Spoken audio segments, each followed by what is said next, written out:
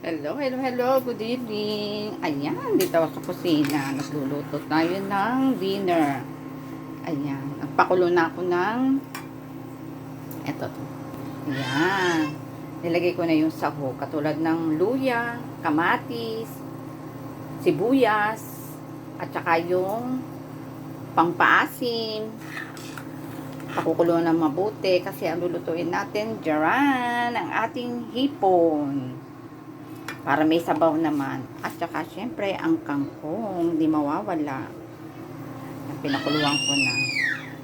Ganito. Hindi ko na ginisa para iwas sa mantika. O, diba? Pero talaga ako, kasi ginigisa ko, bawang sibuyas, luya. Pero ngayon hindi na. Kasi umiiwas sa taba. Taba. Ayan, medyo kumulo na siya. Kanina pa.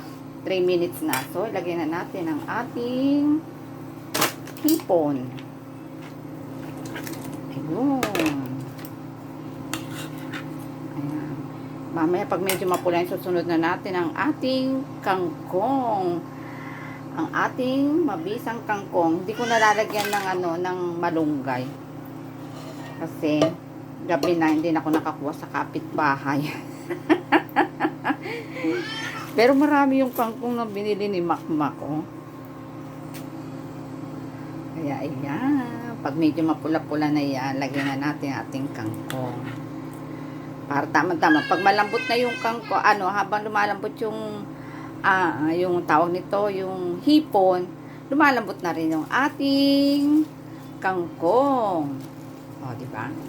So, ilagay na natin ang ating kangkong. Ayan.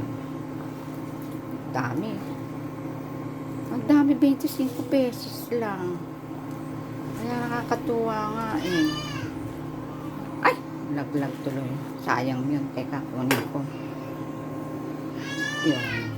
Linis naman yung pilit ng akin. Ayan. Hintayin natin ng kumulo, guys. Ayan, guys. Ayan na. O, diba? Oo, luto na to. Ayan, luto na. Kakain na. Kaso yung saing hindi pa. Daming gulay. Hindi na ako naglagay ng Tikman natin. 8 minutes na lang, guys.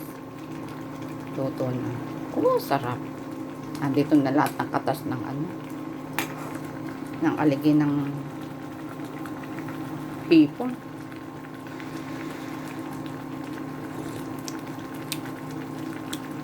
Sarap.